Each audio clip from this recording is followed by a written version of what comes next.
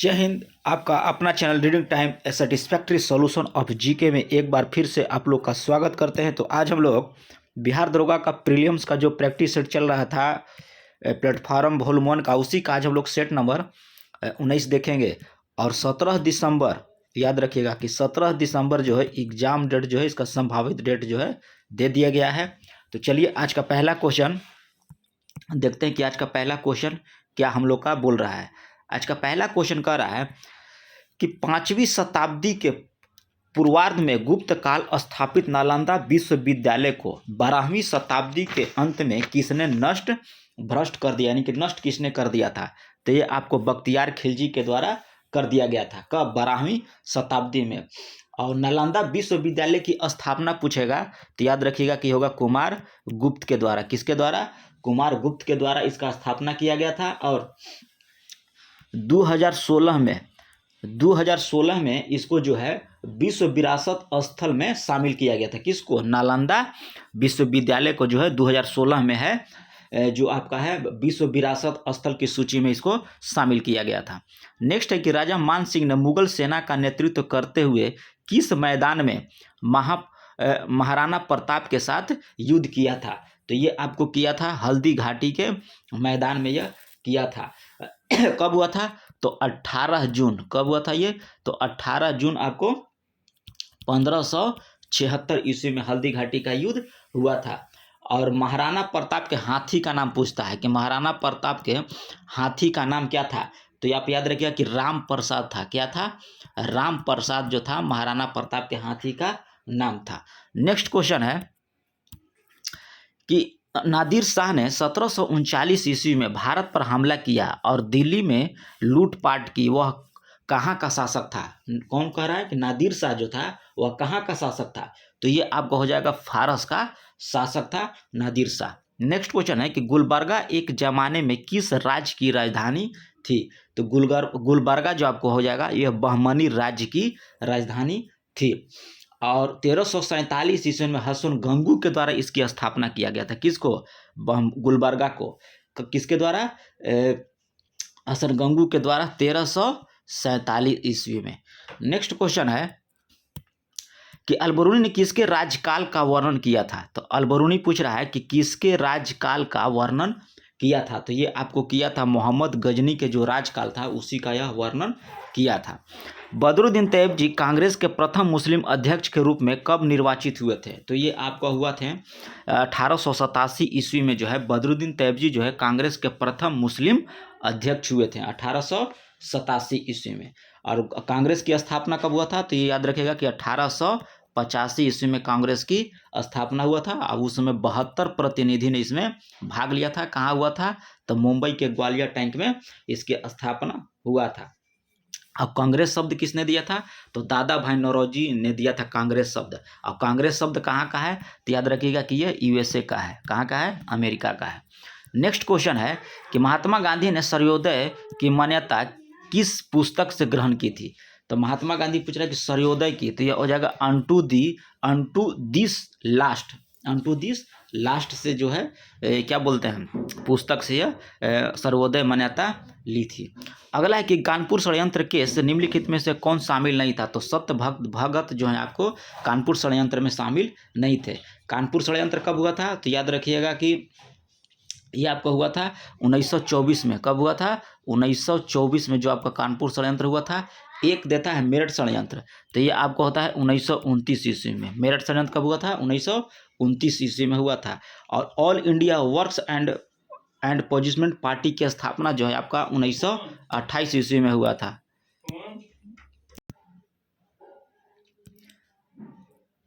Next question है कि संस्था और दूसरी तरफ दिया है संस्थापक। तो इसमें कह रहा है कि युगांतर जो है संस्था है और उसकी संस्थापक कौन थे। तो ये आप याद रखिएगा कि युगांतर जो थे ये आपको थे बरिंद्र नाथ घोष। किस में हो जाएगा? और नौजवान सभा आपका हो जाएगा भगत सिंह, नौजवान सभा। और भारतीय सुधार समिति की जो स्थापना किए थे वो किए थे आपको दादा भाई नौरोजी के द्वारा। और दलित उधार सभा जो है आपको हो जाएंगे 3 हो गए ना जी, 4 में स्वामी श्रद्धानंद जो हो जाएंगे आपको दलित उदार सभा के स्थापना हो जाएंगे। तो इसका ऑप्शन देख लीजिएगा, ऑप्शन हो जाएगा सी। इसमें पूछता है कि नौजवान सभा जो है इसकी स्थापना भगत सिंह के द्वारा कब किया गया था? तो ये आपको किया गया था 1926 ईस्वी में। और युगांतर पत्रिका, तो याद रखिएगा कि इसका हुआ था स्थापना 1906 ईस्वी में के द्वारा किया गया था। अब भारतीय सुधार समिति जो आपको है, याद रखिएगा आपको किनके द्वारा, दादा भाई नौरोजी के द्वारा आपको किया गया था 1887 ईस्वी में। कब किया गया? 1887 ईस्वी में। तो नेक्स्ट क्वेश्चन है, नेक्स्ट क्वेश्चन में कह रहा है कि देखिए एक तरफ दिया है कथन 1 और दूसरी तरफ देखते हैं यहाँ क्या दिया है। यहाँ दिया है आपको कथन वक्त, यानी किसने बोला है। तो यहाँ इसमें दिया है कि मेरे सिर पर पड़ी एकक लाठी ब्रिटिश साम्राज्य के कफन का कील है। तो ये किसने बोला था? तो ये तो सबको मालूम होगा कि ये बोले थे लाला लाजपत राय। तो पहला का हो जाएगा आपको लाला लाजपत, यानी कि 1 का 3, 1 का 3 सिर्फ ये क्या ऑप्शन बी में है। तो देख लीजिएगा आपको हो जाएगा आंसर बी। नेक्स्ट क्वेश्चन है कि 1923 ईस्वी में चित्तरंजन दास और मोतीलाल नेहरू ने जिस स्वराज दल का निर्माण किया था उसका मुख्य कार्यक्रम क्या था? तो उसका मुख्य कार्यक्रम जो था ये था कि चुनाव जीतकर विधानमंडलों में जाकर सरकार का विरोध करना, यही था। 1923 ईस्वी में चित्तरंजन और मोतीलाल थे, विठल भाई पटेल थे, मदन मोहन मालवीय थे, और जयकर के साथ मिलकर इलाहाबाद में स्वराज पार्टी की स्थापना किया गया था। अब एक देता है किस अधिनियम के द्वारा कांग्रेस में 2 गुट बन गए थे? किस अधिनियम के द्वारा? तो याद रखिएगा कि 1919 ईस्वी के अधिनियम के द्वारा जो है कांग्रेस में 2 गुट बन गया था। नेक्स्ट क्वेश्चन है कि 1932 ईस्वी में पूना पैक्ट के अनुसार, कह रहा है कि पूना पैक्ट के अनुसार क्या हुआ था? तो इसमें हुआ था कि हरिजनों के लिए स्थान आरक्षित हुआ और उनका निर्वाचन जो है हिंदुओं के साथ सम्मिलित क्षेत्र के द्वारा तय किया गया था। तो पूना समझौता हुआ था आपको कब हुआ था? 24 सितंबर, कब हुआ था?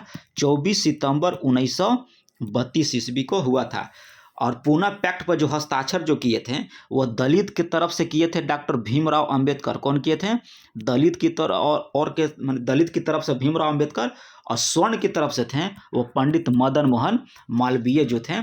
ये समझौता जो हुआ था पूना पैक्ट, उस पर हस्ताक्षर किए थे। नेक्स्ट क्वेश्चन है कि सर्वोच्च न्यायालय को संविधान के किस अनुच्छेद के अंतर्गत जो है मूल अधिकारों की रक्षा के लिए रिट जारी कर सकते हैं? किस अनुच्छेद? तो ये आपको हो जाएगा अनुच्छेद 32 के तहत। कितने प्रकार के रिट जारी होता है? तो याद रखिएगा कि ये होता है 5 प्रकार के रिट जो है जारी करता है। और यहाँ दिया है अनुच्छेद 14, तो अनुच्छेद 14 हो जाएगा आपको विधि के समक्ष समानता, को जो हो जाएगा विधि के समक्ष समानता हो जाएगा। और अनुच्छेद यहाँ 16 दिया है, तो ये आपको हो जाएगा लोक नियोजन, क्या हो जाएगा? लोक नियोजन के विषय में अवसर की समानता जो है आपका अनुच्छेद 16 में दिया गया है। नेक्स्ट क्वेश्चन है कि अध्यादेश जारी करने का अधिकार राष्ट्रपति को कौन सा अधिकार है? तो ये आपको विधायिक अधिकार हो जाएगा। याद रखिएगा कि जिसका अनुच्छेद में वर्णन है या संविधान में वर्णन है उसे हम लोग विधायी कहा जाता है। यानी कि अध्यादेश जारी जो राष्ट्रपति करेगा वो विधायी के अनुसार करेगा। ये किस अनुच्छेद के तहत करता है? तो अनुच्छेद 123 के तहत करता है राष्ट्रपति। और इसी में राज्यपाल पूछ देगा तो उसका हो जाएगा 213 के अंतर्गत। राज्यपाल 213 और राष्ट्रपति यहाँ दिया है तो अनुच्छेद 123 के तहत हो जाएगा। अब ये 6 सप्ताह तक अंदर रहता है, 6 सप्ताह के अंदर जो अध्यादेश जो है रहता है। अगला है नेक्स्ट क्वेश्चन कि राज्यसभा को लोकसभा की तुलना में कम अधिकार है, इस संबंध में निम्नलिखित में से कौन था कथन जो है सही नहीं है? तो इसमें कह रहा है कि संवैधानिक संशोधन संबंधित प्रस्ताव लोकसभा में रखा जाएगा और अस्वीकार करने पर ही राज्यसभा में रखा जाएगा। ये गलत है, आपका यही स्टेटमेंट जो है गलत है, बाकी तीनों स्टेटमेंट जो है आपका सही है। नेक्स्ट क्वेश्चन है कि उच्च न्यायालय में न्यायाधीशों के हस्तांतरण का अधिकार किससे है? तो उच्च न्यायालय में कह रहा है न्यायाधीशों के हस्तांतरण का अधिकार जो है यह राष्ट्रपति को है। किसको है? राष्ट्रपति को मिला है। अगला है कि राज्य के राज्यपाल की क्या स्थिति होती है? राज्य के राज्यपाल की क्या स्थिति होती है? तो ये आपका जो हो जाएगा वह राज्य के कार्यकारिणी अध्यक्ष होता है। कौन होता है? राज्यपाल जो होता है वह राज्य के कार्यकारिणी अध्यक्ष होता है। और राज्यपाल पद का गठन पूछेगा तो याद रखिएगा कि अनुच्छेद 153 में है। किस में है? अनुच्छेद 153 में है राज्यपाल का गठन। वही राज्यपाल अंतर्गत राष्ट्रपति किया जाता है। नियुक्ति जो है राज्यपाल को अनुच्छेद 155 के तहत राष्ट्रपति नियुक्त करता है। और राज्य की कार्यपालिका शक्ति राष्ट्रपति में निहित होगी, तो ये हो जाएगा अनुच्छेद आपको 54 के तहत। फिर से सुन लीजिए, राज्यपाल का पद का गठन कहेगा तो अनुच्छेद 153, और इसी में कहेगा कि राज्यपाल की कार्यपालिका शक्ति राज्यपाल में निहित है, राज्य की कार्यपालिका राज्यपाल में निहित है, तो अनुच्छेद 154 में। अब इसमें 155 में दिया है कि राष्ट्रपति द्वारा नियुक्त किया जाएगा, किसको? राज्यपाल को, अनुच्छेद 155 के तहत। नेक्स्ट क्वेश्चन है हम लोग का 18 नंबर कहाँ है? 18 नंबर आप लोग इधर हो गया। हाँ, 18 नंबर का रहा है कि भारत के शासन को संसदीय कहा जाता है, क्यों कहा जाता है? तो ये आपको कहा जाता है कार्यकारिणी व्यवस्थापिका के प्रति उत्तरदायित्व होता है, इसीलिए जो है भारत के शासन को संसदीय कहा जाता है। नेक्स्ट क्वेश्चन है कि समवर्ती सूची के विषयों पर केंद्र और राज्य दोनों ही कानून बना सकते हैं, परंतु दोनों के विरुद्ध स्थिति जब दोनों विरोध करेंगे तो सिर्फ केंद्र का जो कानून है वही मान्य होगा। नेक्स्ट क्वेश्चन है, हाँ अभी याद रखिएगा कि समवर्ती सूची में विषय, तो समवर्ती सूची में विषय आपको पहले था 47 और अभी वर्तमान में जो है 52 विषय है। नेक्स्ट क्वेश्चन है कि उत्तरी गोलार्ध में व्यापारिक हवाएं जो है उत्तर पूर्व से दक्षिण पश्चिम की ओर किस कारण से चलती है? तो ये आपको जो चलती है कोरियोलिस बल के कारण जो है उत्तरी गोलार्ध में व्यापारिक पवन जो है उत्तर पूर्व से दक्षिण पश्चिम की ओर चलती है। हिंडनबर्ग रेखा किन देशों के मध्य स्थित है? तो हिंडनबर्ग रेखा जो है आपको जर्मनी और पोलैंड के मध्य स्थित है। किसके मध्य? जर्मनी और पोलैंड के बस इधर स्थित है। और रूस और फिनलैंड जो यहाँ दिया है ये आपका होता है मेनरहिंद रेखा। क्या होता है? मेनरहिंद रेखा जो होता है रूस और फिनलैंड के बीच होता है। यहाँ दिया है जर्मनी और फ्रांस, तो ये हो जाएगा आपको मैग्नीनॉट रेखा। क्या हो जाएगा? मैग्नीनॉट रेखा जो है जर्मनी और फ्रांस का है। और सबसे शांत रेखा जो है आपको ये 49वीं समानांतर रेखा है जो उत्तरी अमेरिका और कनाडा के मध्य स्थित है। नेक्स्ट क्वेश्चन है कि सूची 1 को सूची 2 में मिलाइए, तो सबसे बड़ा उपग्रह कौन सा है? उपग्रह वाला ग्रह कौन सा है? तो ये आपका हो जाएगा बृहस्पति। तो सबसे बड़ा उपग्रह कौन सा होता है? तो इसका होता है ज्ञानीमीड। क्या होता है? ज्ञानीमीड जो है आपका सबसे बड़ा उपग्रह है, किसका है? बृहस्पति का है। और सबसे अधिक ठंडा ग्रह कौन सा है? तो यह होता है आपको वरुण, सबसे अधिक ठंडा है। और लाल ग्रह किसे कहते हैं? लाल ग्रह आपको कहते हैं मंगल को, लाल ग्रह मंगल को। और भोर का तारा कहते हैं, भोर का तारा या सुबह का तारा, सब शुक्र ग्रह को कहा जाता है। और टाइटेनियम उपग्रह जो है शनि का उपग्रह होता है। शनि का एक याद रखिएगा आपको होता है टाइटन, और टाइटेनिया कहेगा तो यह वरुण का सबसे बड़ा उपग्रह है। टाइटेनिया कहेगा तो वरुण का, और टाइटन कहेगा तो शनि का। नेक्स्ट क्वेश्चन है कि सीढ़ीदार खेती जो होती है वो अधिक होती है, कहाँ पे होती है? तो ये आपको होती है पर्वतीय क्षेत्र में होती है सीढ़ीदार खेती। भारत में हरित क्रांति कब चालू किया गया था? तो ये हरित क्रांति आपको 60 के मध्य दशक में आपको चालू किया गया था। भारत में हरित क्रांति का जनक जो है आपको MS स्वामीनाथन है, और वैसे ओवरऑल पूछेगा तो नॉर्मन बोरलॉग हैं। नेक्स्ट क्वेश्चन देखिए, आपको मैथ का दिया है, तो मैथ एकदम ही आसान है, इसको बना लीजिएगा आप लोग। इसका आंसर हम बता देते हैं, 25 का आंसर हो जाएगा आपको 24 रुपया। भारत में प्रगतिशील प्रणाली का सर्वोत्तम उदाहरण क्या है? तो भारत में प्रगतिशील प्रणाली का सर्वोत्तम उदाहरण आपको हो जाएगा आयकर। नेक्स्ट है कि परिवर्तनशील आरक्षण अनुपात और खुला बाजार कार्यवाही किसके साधन हैं? तो ये आपको हो जाएगा राज्य वित्तीय नीति का साधन है। नेक्स्ट क्वेश्चन है 28 नंबर। 28 में हम लोग को पूछ रहा है कि सम विच्छेदन बिंदु से आशय है। तो सम विच्छेदन बिंदु के मतलब क्या है? तो ये आपको हो जाएगा फर्म की वह स्थिति जहां ना लाभ होती है और ना ही हानि होती है, इसी को कहते हैं हम लोग ब्रेक इवेंट पॉइंट बोला जाता है। नेक्स्ट है कि रसायन विज्ञान में प्रथम नोबेल पुरस्कार विजेता कौन थे? तो ये आपका हो जाएगा जोकेब हेनिकस वैन हॉफ। कब मिला था? तो 1901 ईस्वी में इनको रसायन विज्ञान में प्रथम नोबेल पुरस्कार मिला था। वहीं पूछेगा मैडम क्यूरी को, तो मैडम क्यूरी को रसायन विज्ञान के क्षेत्र में दिया गया था आपको रेडियम के लिए 1898 ईस्वी में। और इसमें रदरफोर्ड को आपको मिला था 1919 ईस्वी में, प्रोटॉन की खोज के लिए मिला था। नेक्स्ट क्वेश्चन है कि मृत्यु उपरांत शरीर की जांच अथवा पोस्टमार्टम को क्या कहते हैं? तो ऑटोप्सी कहा जाता है। क्या कहता है? ऑटोप्सी जो है पोस्टमार्टम को हम लोग बोलते हैं। अब बायोप्सी जो होता है यह कैंसर से संबंधित है, बायोप्सी कैंसर से। और यहाँ दिया है स्टेरिलाइजेशन जो होता है ये आपको दिया है, जैसे कि कोई भी मेडिकल में जो उपकरण हम लोग यूज करते हैं, जैसे कि इंजेक्शन देना या थर्मामीटर वगैरह जो भी होता है उसको हम लोग क्या बोलते हैं, उबाल कर करते हैं, इसलिए कि बैक्टीरिया और वायरस को ख़त्म किया जा सकते हैं। नेक्स्ट क्वेश्चन है कि सूर्य की हानिकारक विकिरणों से आंख की रक्षा के लिए धूप के चश्मे में प्रयुक्त कांच किसका मिश्रण होता है? तो ये होता है फेरस ऑक्साइड का। नेक्स्ट आपको दिया है, एक तरफ दिया है पुरस्कार और दूसरी तरफ दिया है उसकी क्या किस क्षेत्र में मिला है। तो धन्वंतरी पुरस्कार किस क्षेत्र में दिया जाता है? तो धन्वंतरी पुरस्कार आपको दिया जाता है चिकित्सा के क्षेत्र में। और होमी भाभा पुरस्कार जो दिया है ये आपको दिया जाता है परमाणु ऊर्जा के क्षेत्र में दिया जाता है। और विक्रम साराभाई जो है आपको यह दिया जाता है अंतरिक्ष अनुसंधान में।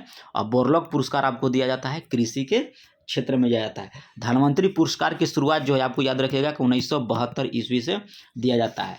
और भाभा पुरस्कार जो है आपका यह दिया जाता है आपको 1990 ईस्वी से। अगला क्वेश्चन कह रहा है कि प्लावमान जीन यानी कि जंपिंग जीन्स का सिद्धांत के प्रतिपादक कौन थे? तो जंपिंग जीन का आपको पूछा तो बारबरा मैक्लिंटॉक थे। नेक्स्ट है कि दैनिक जीवन में उपयोग होने वाली प्राथमिक सेल कौन सा है? तो प्राथमिक सेल आपको हो जाता है शुष्क सेल और यह 1.5 वोल्ट का होता है।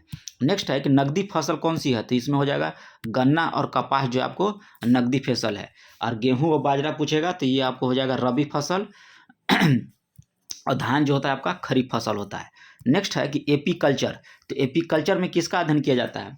तो एपीकल्चर याद रखिएगा आपको मधुमक्खी का, पीसी कल्चर आपको मछली पालन, स्पर्मोलॉजी होता है बीजों के अंकुरण से संबंधित अध्ययन, और पेडोलॉजी जो होता है आपको मिट्टी का अध्ययन से संबंधित है। 37 नंबर है कि मृदा में यानी कि मिट्टी में सूक्ष्म जीव सर्वाधिक संख्या में होती है, तो ये आपको होती है फंगस। नेक्स्ट है 38 नंबर। 38 में कह रहा है कि रिले क्रॉपिंग का उदाहरण है, तो ये आपको रिले क्रॉपिंग का उदाहरण हो जाएगा मक्का, तोरी, गेहूं और मूंग जो होता है रिले क्रॉपिंग का उदाहरण है।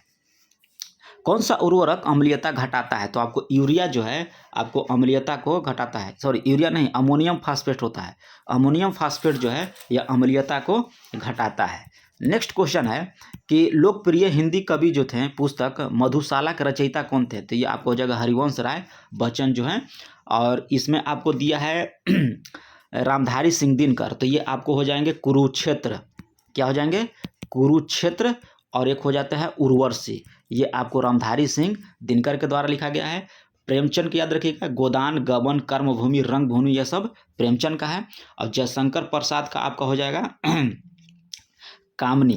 कामनी और आंसू जयशंकर प्रसाद का है। नेक्स्ट क्वेश्चन है कि हर वर्ष किस तिथि को विश्व प्रेस स्वतंत्रता दिवस मनाया जाता है? तो ये 3 मई को मनाया जाता है। अब ये 1993 ईस्वी से मनाया जाता है। कब से? 1993 ईस्वी से मनाया जाता है। 1 मई को आपको अंतर्राष्ट्रीय श्रम दिवस या मजदूर दिवस भी 1 मई को मनाया जाता है। नेक्स्ट है कि किसकी उपस्थिति के कारण सिरका अम्लीय प्रकृति का होता है? तो एसिटिक एसिड की उपस्थिति के कारण। देखिए नेक्स्ट क्वेश्चन आपका हो गया इसका चक्रवृद्धि ब्याज से है, तो यह बना लीजिएगा। इसका होता है मिश्रधन बराबर हो जाएगा आपको मूलधन इंटू 1 प्लस R बटे 100 का T लगा देंगे तो आपका आंसर आ जाएगा। तो आंसर आपको बता देते हैं 43 का आंसर हो जाएगा आपका 5,940 रुपया। गन्ने की फसल लगभग कितने समय में तैयार की जाती है?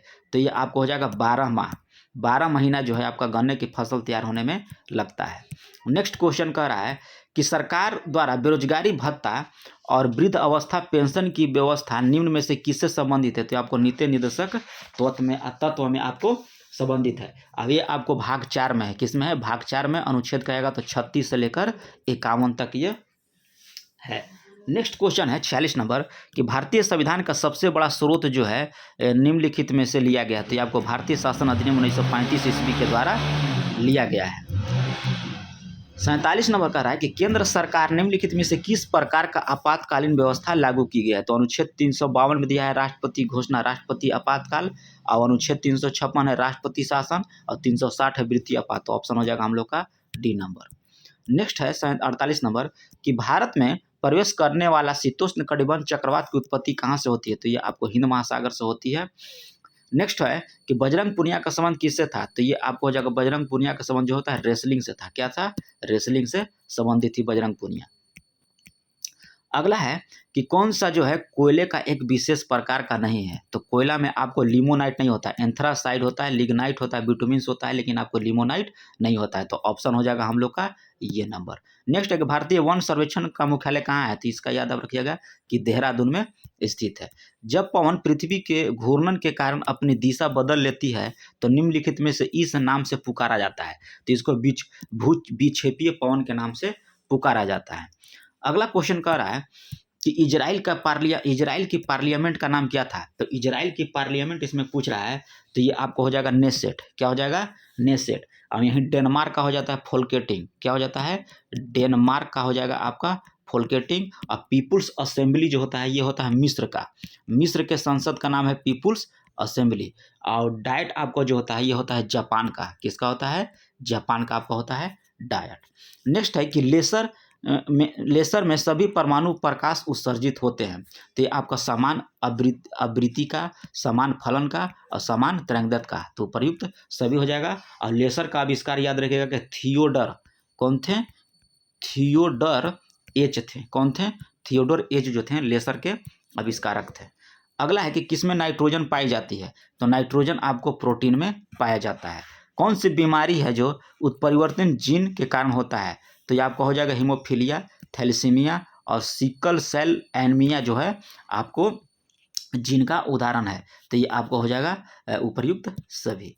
नेक्स्ट है, देखिए नेक्स्ट यहाँ पे दिया है, ये क्या बोलते हैं, मैथ का सवाल है कि 12 घड़ी बेचकर एक दुकानदार को 2 घड़ी के विक्रय मूल्य के बराबर लाभ होता है, तो प्रतिशत लाभ ज्ञात कीजिए। तो इस टाइप का मैथ रहेगा, तो जितना विक्रय मूल्य होगा उसको ऊपर लिख दीजिएगा, इसको घटा के यहाँ हो जाएगा 10, आप 100 से गुना कर दीजिएगा, तो 10 दहां के 100, ये हो जाएगा आपका 20%। तो आंसर हो जाएगा बी नंबर। नेक्स्ट है कि अथर्ववेद में क्या दिया है। तो अथर्ववेद में आपको दिया है औषधि के बारे में दिया है। अथर्ववेद में औषधि के बाद में ऋग्वेद में आपका दिया है बलिदान विधि। क्या दिया है? ऋग्वेद में नहीं, ईश्वर की महिमा दिया है ऋग्वेद में। यजुर्वेद में आपको दिया है क्या बोला जाता है, बलिदान। और सामवेद में दिया है आपका संगीत। तो ऑप्शन हो जाएगा हम लोग का ये नंबर। नेक्स्ट है 54 नंबर कि भारत शासन द्वारा राजकीय चिन्ह जो है कब अंग्रित किया गया था, यानी कब एडॉप्ट किया गया था, यानी लागू किया क्या ग्रहण किया गया था। तो ये किया गया था आपको 26 जनवरी 1950 ईस्वी को। अगला है कि धार्मिक त्यौहार दुर्गा पूजा किस राज्य में उत्सव के साथ मनाया जाता है। तो ये आप कमेंट बॉक्स में दीजिएगा कि ये कहाँ मनाया जाता है, क्योंकि अभी जल्दी में ही दुर्गा पूजा गुजरा है।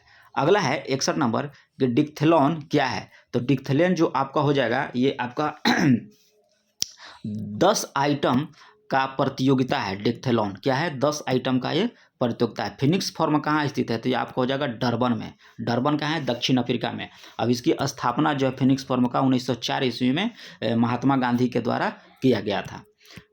घोटुल प्रथा क्या है।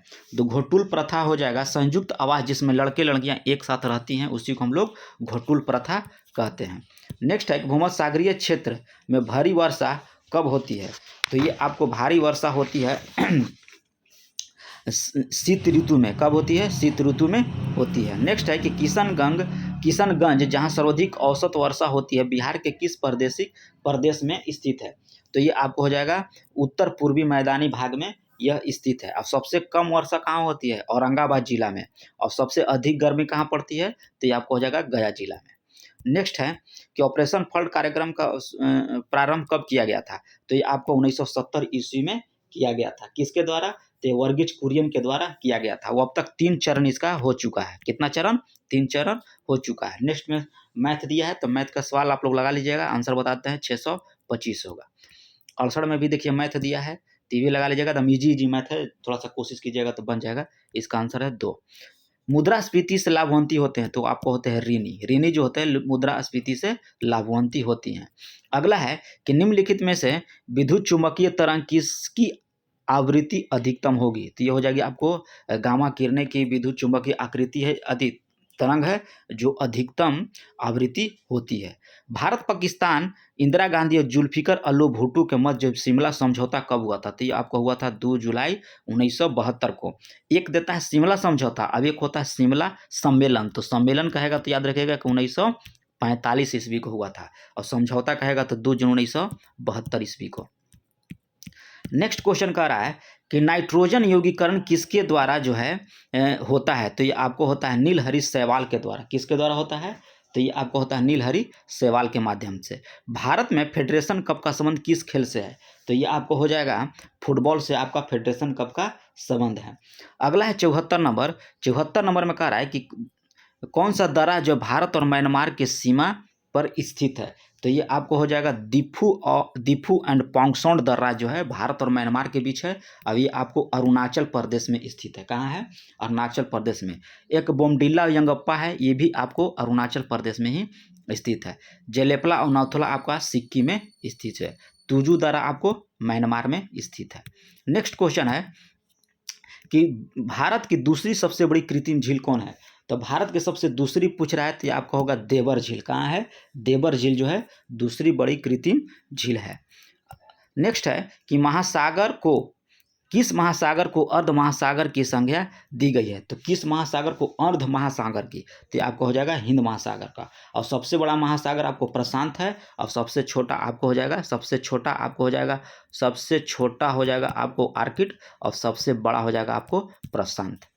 नेक्स्ट है कि ब्रेटन वुड्स संस्था से संबंधित नहीं है। तो अंतर्राष्ट्रीय मुद्रा कोष और विश्व बैंक है, लेकिन संयुक्त राष्ट्र जो है आपको ब्रेटन वुड्स संस्था से संबंधित नहीं है। तो आंसर हो जाएगा हम लोग का बी नंबर। 78 नंबर क्वेश्चन कह रहा है कि भारत में एक निर्दिष्टीकरण के संवैधानिक प्रावधान के तहत निम्न में से कौन सा कर जो है जो पूरी तरह से राज्य द्वारा लगाया जाता है। तो भू राजस्व कर जो है आपको पूरी तरह से जो है यह राज्य के द्वारा लगाया जाता है। यहाँ जीएसटी दिया है, तो जीएसटी जो है 1 जुलाई 2017 से यह लागू है। अगला है कि किसने गुणसूत्र की वंशगति सिद्धांत दिया था। तो गुणसूत्र का पूछ रहा है, तो ये आपको हो जाएगा सूटन एंड बोवेरी के द्वारा जो है यह गुणसूत्र का वंशागति सिद्धांत दिया गया था। निम्नलिखित में से कौन उत्कृष्ट गैस नहीं है। तो हाइड्रोजन जो है आपको उत्कृष्ट गैस नहीं है। उत्कृष्ट जो है यह समूह 18 में इसको रखा गया है, और ये इसमें होता है हीलियम, नियोन, आर्गन, क्रिप्टॉन और जेनन होता है। और उत्कृष्ट गैस जो है आपका एक परमाणुविक होता है। क्या होता है? एक परमाणुविक गैस होती है। और उत्कृष्ट गैसों की खोज जो आपको रैले और रैमजे के द्वारा किया गया था।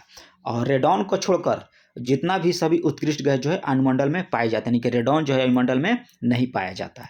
नेक्स्ट है कि श्यानता का मात्रक क्या होता है। तो श्यानता का मात्रक आपका हो जाए पॉइजली होता है।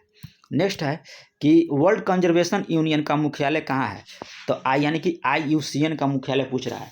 तो ये आपको हो जाएगा कहाँ? ग्लैंड में स्थित है। कहाँ है? ग्लैंड कहाँ है? स्विट्जरलैंड में स्थित है। अब इसकी स्थापना जो है 1948 ईस्वी में किया गया था। किसका? IUCN को। नेक्स्ट है कि संयुक्त राष्ट्र के वैश्विक बहुआयामी निर्धनता सूचकांक के अनुसार भारत कितनी आबादी जो है गरीबी मुक्त है। तो ये आपको हो जाएगा 41.5% करोड़ जो है भारत में गरीबी मुक्त होती है। अगला है कि जेन्स स्टोल्टेनबर्ग को लगातार तीसरी बार किस संगठन का महासचिव बनाया गया है। तो ये आपको बनाया गया है नाटो का। किसका? नाटो का Jens Stoltenberg. Global fire power report के अनुसार दुनिया के सबसे शक्तिशाली सेनाओं में भारत का रैंक कितना है। तो ये आपको मिला है 4था स्थान भारत की सेना को मिला है। 86 नंबर क्वेश्चन बोल रहा है कि 34वें अंतर्राष्ट्रीय जीव विज्ञान ओलंपियाड संयुक्त अरब अमीरात में आयोजित हुआ। इसमें किस देश ने पदक तालिका में पहला स्थान प्राप्त है। तो ये आपको प्राप्त है भारत को। नेक्स्ट है कि महिलाओं के खिलाफ अपराध के मामले में निपटारे में कौन सा राज्य या केंद्र शासित प्रदेश प्रथम स्थान पर है। तो ये आपको हो जाएगा दादर नगर हवेली और दमन और दीव को प्रथम स्थान प्राप्त है। राष्ट्रीय मछली किसान दिवस बैठक 2023 में कहाँ हुआ। राष्ट्रीय मछली किसान दिवस बैठक 2023 में कहाँ आयोजित किया गया। तो ये आपको किया गया है महाबलीपुरम में किया गया है। अभिजीत चक्रवर्ती को निम्नलिखित में से किसका MD और CEO नियुक्त किया गया। तो ये आपको नियुक्त किया गया SBI कार्ड का MD और CEO। निम्न में से किस संस्था के निदेशक के रूप में संजय मिश्रा को मिले कार्यकाल विस्तार को सुप्रीम कोर्ट ने अवैध ठहराया। तो यह आपको प्रवर्तन निर्देशालय को ठहराया है। जुलाई 2023 में GST काउंसिलिंग की 50वीं बैठक में ऑनलाइन गेमिंग में कितना प्रतिशत GST निर्धारित किया। तो ये आपको किया है 28% जो GST निर्धारित किया है। जैमेक्स मेरी टाइम अभ्यास 2023 का आयोजन भारत और किस देश की नौसेना के बीच हुआ है। तो ये आपको हुआ है भारत और जापान के बीच हुआ है। 93 नंबर क्वेश्चन है कि दुनिया का पहला मीथेन संचालित रॉकेट जुके 2 जुके 2 किसने लॉन्च किया है? तो ये आपको चीन के द्वारा लॉन्च किया गया है। मीथेन है, याद रखिएगा, मीथेन से संचालित होगा। किसने भारत की पहली क्षेत्रीय एआई न्यूज एंकर लीसा का लॉन्च किया है? तो कौन सा पूछ रहा है? तो ये आपको हो जाएगा ओडिशा टीवी के द्वारा जो है यह लीसा का, ये क्या है, एक रोबोट है एक तरह के, लीसा। किस राज्य सरकार ने भारतीय गायों को नस्लों को माइक्रो डायरी स्थापित करने की घोषणा की? तो यह उत्तर प्रदेश के द्वारा किया गया है। इसरो ने किस निजी क्षेत्र में स्थानांतरित करने का निर्णय लिया है? तो ये आपको लिया है SSLV के द्वारा जो है निजी क्षेत्र में हस्तांतरित करने की लिया है। किसने? इसरो ने। अगला है 97 नंबर के प्रतिष्ठित लोकमान्य तिलक पुरस्कार 2023 किससे सम्मानित किया गया है? लोकमान्य तिलक पुरस्कार 2023 तो ये आपको दिया गया है नरेंद्र मोदी को। जुलाई 2023 में किस धन शोधन निवारण अधिनियम के तहत लाया गया? तो ये आपको लाया गया है वस्तु एवं सेवा कर को जो है जुलाई 2023 में धन शोधन निवारण अधिनियम के तहत लाया गया, वस्तु एवं सेवा कर को। तो ऑप्शन हो जाएगा हम लोग का सी नंबर। नेक्स्ट क्वेश्चन है 99 नंबर कि निम्नलिखित में से संस्था में एक उत्पाद डिजाइन केंद्र का उद्घाटन किया गया? तो ये आपको किया गया CDAC कोलकाता के माध्यम से जो है एक उत्पाद डिजाइन केंद्र का उद्घाटन किया गया है। केंद्र सरकार ने लखपति दीदी योजना के तहत कितनी महिलाओं को प्रशिक्षण दिया जाएगा? तो ये आपको दिया जाएगा 2 करोड़ महिलाओं को जो है लखपति दीदी योजना के तहत जो है यह दिया जाएगा। तो ये रहा है हम लोग का 100 क्वेश्चन का एक फुल प्रैक्टिस सेट। तो कितना नंबर आया कमेंट में जरूर लिखिएगा। और हाँ, एग्ज़ाम डेट आप लोग एकदम दिमाग में रख लीजिए कि आपको 17 दिसंबर को होना ही है। ये नहीं कि आप एग्ज़ाम याद रखिएगा कि जनवरी में होगा तो टाइम पर टाइम बीतता जाएगा और अच्छे से तैयारी नहीं होगा। तो याद रखिएगा कि 17 दिसंबर टारगेट लेके चलिए। और चैनल पर पहली बार होंगे तो सब्सक्राइब कर लीजिएगा, क्योंकि यही एक चैनल है जो आपको फुल डिस्कस के साथ जो है सेट करा रही है। तो मिलते हैं नेक्स्ट वीडियो में, तब तक के लिए धन्यवाद।